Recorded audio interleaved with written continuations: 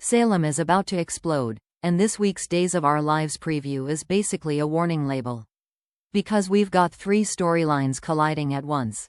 A captivity nightmare getting darker, a vitamin gift that could be a secret weapon, and E.J. DiMera standing in a lab, smiling, next to a glowing tube like he's about to flip the entire town upside down. And here's the scariest part. None of these plots feel random. They feel connected by one theme: control. Someone is controlling Stephanie's freedom. Someone is controlling Holly's body and behavior. And EJ is preparing to control Salem's future with one shocking reveal. So let's break down what the promo tells us, and what it's not saying out loud. The promo starts by throwing us right back into the Friday cliffhanger. Stephanie's face-to-face shock when she realizes the man standing there is Owen Kent, the same obsessed captor from 16 years ago. And what makes this moment hit harder is the way Days frames it. This isn't a bad guy returns. This is unfinished trauma walking back into Stephanie's life. Because Stephanie isn't just frightened, she's reeling. Her body language screams that her mind is instantly time traveling back to that nightmare. You can almost feel the panic, the memories, the helplessness, the humiliation, all rushing back in 1 second. And Owen? He's not acting like a criminal who's afraid of getting caught. He's acting like a man who believes this is a reunion he deserves. That's the most terrifying part. In the preview, we see Owen putting the gag in Stephanie's mouth again, which is not just physical restraint. It's symbolic. It's him saying, "I control your voice. I control your choices. I control how this story is told." Then the preview gives us another jolt. Owen isn't only focused on Stephanie.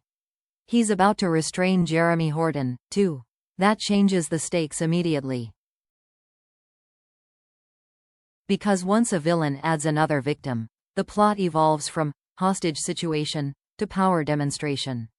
Owen is expanding his little fantasy world, and in those kinds of stories, every extra person becomes a tool, a bargaining chip, a threat, a weapon. And then comes the line that reveals what Owen truly is. "I love you, Stephanie, but you've been unfaithful to me." That line is obsession logic in its purest form. Owen has rewritten reality so thoroughly that he believes Stephanie's life without him counts as cheating. In his mind, she didn't move on. She betrayed him. And that belief is dangerous because it justifies punishment. In a normal mind, unfaithful is a relationship problem. In Owen's mind, unfaithful is a crime that deserves consequences. So what happens next? Here's the chilling pattern Days is setting up. This is no longer about hiding Stephanie. It's about re-educating her, forcing her to comply, forcing her to admit she belongs to him. And when someone like Owen believes love equals ownership, the story often turns into a psychological cage, where he tries to break her will, not just lock the door. And Jeremy being restrained raises an even darker possibility. Because Owen can weaponize another human being in two ways. To isolate Stephanie emotionally, making her believe no one can save her, and anyone who tries gets hurt. To create a cruel choice scenario, where Stephanie must decide who suffers. Is Owen trying to push Stephanie into a moment where she has to beg, bargain, or sacrifice something, maybe even her own dignity, to protect Jeremy? Even if the show doesn't go full choose who lives, the tension is still there. Owen wants to make Stephanie feel trapped not only physically, but morally. He wants her to feel responsible for what happens next. Now we have to talk about the ticking clock outside that room. Alex Kyriakis. If Stephanie disappears, Alex isn't going to be calm. He's going to go into panic mode, fast. And that's where the danger spikes, because impulsive rescuers make mistakes. If Alex charges in without a plan, he becomes exactly what Owen wants. A new target, a new obstacle, and potentially, a new victim. So this storyline isn't just suspense. It's a pressure cooker with multiple fuses.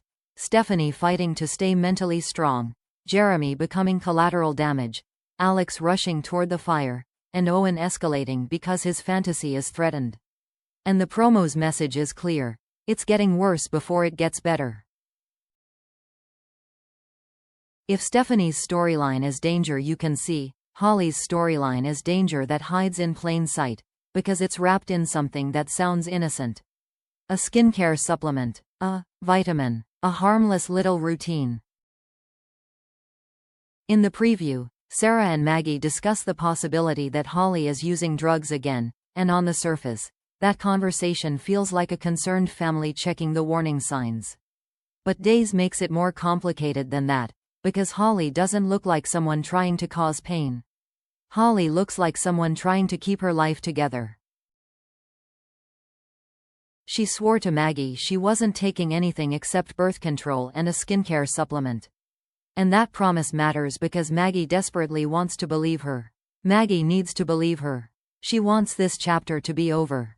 But we know the truth, and it's brutal. The supplement is the problem. Sophia Choi switched her antipsychotic meds with the pills in Holly's supplement bottle. That means Holly isn't relapsing in the way people assume. She's being chemically manipulated, and she may not even realize what's happening inside her body. And that's what makes this storyline terrifying. It's not just a lie. It's control. Sophia isn't just trying to embarrass Holly. She's trying to influence Holly's moods, choices, and behavior, and if Holly spirals, the world will blame Holly. That's the perfect crime in Salem. Set the trap, let the victim look guilty. And then the promo escalates it by bringing in Rachel Black. Sophia contacts Rachel about giving Holly the vitamins as a gift, and now she needs Melinda Trask to help make sure the box lands where it needs to land. We even see Sophia holding up a small package with Rachel's name and address. This is where it gets strategic. Why involve Rachel? Because Rachel is young, impulsive, and easy to influence. She's also close enough to the people around Holly that a gift delivery wouldn't immediately look suspicious. And why involve Melinda? Because Sophia is building distance between herself and the evidence. Melinda becomes the middle layer. The person who can deliver the package, handle logistics, and absorb suspicion if anyone starts asking questions. If it goes wrong, Sophia can claim ignorance. If it goes right, Sophia stays clean. But the promo strongly suggests Melinda doesn't want to play this game. Melinda is cautious. She's not a cartoon villain. She knows favors like this can become legal nightmares. So Sophia's leverage is the key. Spoilers hint Sophia may threaten to expose Melinda's role in the fake adoption if Melinda refuses. Which means this isn't cooperation. It's extortion. Melinda isn't being asked, she's being trapped. And here's where the storyline turns truly dangerous. Once Melinda agrees to one little favor, Sophia owns her. Because in blackmail logic, there is never just one favor. There's always another one, and another, until the person being controlled is forced to choose between their reputation and the damage they're helping cause. Now let's zoom out to the bigger impact. If Holly starts acting unstable, Maggie and Sarah will panic. Brady's family will shift into crisis mode. Everyone will stop thinking like investigators and start thinking like firefighters. And that's exactly what someone like Sophia wants. Because chaos is cover. If the town is busy reacting to Holly's behavior, arguing, blaming, protecting, yelling, then no one is calmly tracing the source. No one is checking bottles. No one is asking the one question that matters: where did these pills come from? So the key suspense point for this week becomes razor sharp. Will anyone realize this gift is actually a trap before it reaches Rachel's hands? Because once Rachel is involved, the situation gets harder to control. Rachel might brag, Rachel might slip, Rachel might deliver it at the wrong moment, or to the wrong person. And in soap logic, the moment a plan starts involving kids, secrets don't stay buried for long. Now we get to the headline moment of the promo. The scene that instantly makes longtime Days fans sit up straight. EJ Demara's big reveal. And the show sets it up perfectly by putting Paulina Price in alarm mode first. Paulina insists she knows EJ is up to something, and she vows to find out what it is. But here's what's interesting.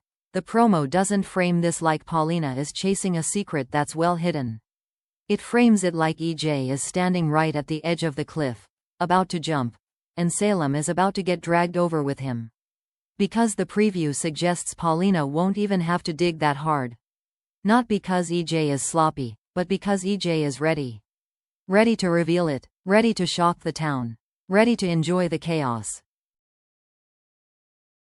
And then we cut to the lab, one of those classic Days setups where you can practically feel the soap history humming in the background. EJ, Dr. Wilhelm Rolf, and Gwen von Leuschner, all gathered around a glowing tube. That visual alone is loaded. Because whenever Days puts Rolf in a lab with some kind of pod, you're not watching a normal plot twist. You're watching a storyline that can rewrite the rules of reality in Salem. And notice how the promo frames the emotions. Gwen points out that this news is going to turn so many lives upside down. That's not Gwen being dramatic. That's Gwen acknowledging the obvious.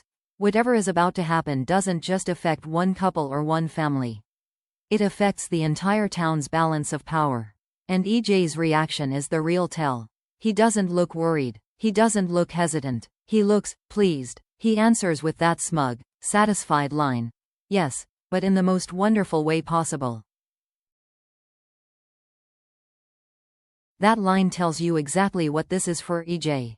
Not a risky experiment. Not a moral dilemma. A win. A legacy move. A Demara chess move that knocks over half the board. Now let's be objective and break down what the show is implying without confirming. In Days of Our Lives, a glowing tube plus Dr. Rolf usually screams one of three things.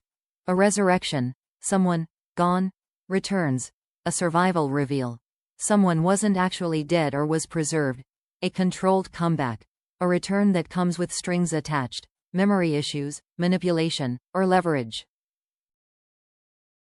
And that's why the spoiler tease about a Lexi Carver recast matters so much. If Nikki Crawford is truly debuting as Lexi soon, then EJ isn't just bringing back a familiar face. He's bringing back a character whose existence forces Salem to reopen old wounds that were never healed. Because Lexi is tied to legacy, family fractures, and emotional landmines. A return like that doesn't come in quietly. It detonates. And here's the big point. EJ benefits from detonation. EJ thrives when people are destabilized, when families split, when loyalties shift, when everyone is reacting emotionally instead of thinking strategically. That's why this reveal feels less like good news and more like a Demara-designed earthquake. Now let's talk about the third person in that lab, Gwen. Gwen being there is not a throwaway detail. Because Gwen is complicated, she's smart, she's survived Salem by adapting. She knows how the Demaras operate, and she also knows how to play both sides. So why is she in that room? There are a few possibilities, and each one is dangerous. Option A. Gwen is in on it. She's helping EJ, maybe because it benefits her, maybe because she wants protection, maybe because she's rebuilding her power. Option B. Gwen is being recruited. EJ might be offering her a role in whatever comes next, because he needs someone who can move quietly and lie convincingly. Option C. Gwen is being used. She could be there as a witness, a shield, or even a future scapegoat. Because if something goes wrong, EJ always prefers someone else to take the fall. And that leads to the real question at the heart of this storyline. Is EJ bringing someone back out of love, or out of leverage? And with EJ, the honest answer is usually, it's leverage first, and love only if it helps the leverage. Because DMERA, love, often comes with a strategy attached. So the promo isn't just teasing a return. It's teasing a power shift, and EJ looks like he can't wait. So this week, Days of Our Lives isn't giving us one big threat. It's giving us three, and they're hitting Salem from different angles. First, Stephanie is trapped in Owen's twisted fantasy, and the danger is escalating, especially now that Jeremy has been pulled into the nightmare. That's not just captivity, that's obsession tightening its grip. Second, Holly may be walking into a chemical and emotional meltdown disguised as something harmless, a skincare supplement. And the scariest part is, if Holly spirals, everyone will blame Holly, while the real culprit stays hidden. Third, EJ is standing in a lab with Dr. Rolf and Gwen, smiling at a glowing tube like he's about to press a button that changes everything. This isn't just a twist. It's the kind of reveal that can rewrite the DMERA story overnight. Now I want to hear your predictions, because this is where fandom theories get fun. Do you think Melinda will actually deliver that gift, or will she finally refuse Sophia and risk getting exposed? And most importantly, who do you think is inside that glowing tube? Is it really Lexi Carver, or is Days setting us up for an even bigger shock? Drop your answers in the comments. And if you want my full, episode-by-episode breakdown for March 2nd through March 6th, every clue, every red flag, every moment that could flip Salem upside down, make sure you hit like, subscribe, and turn on notifications. Because this week, Salem is about to learn a hard lesson. When the DMERAs say, "wonderful," it usually means someone else is about to suffer.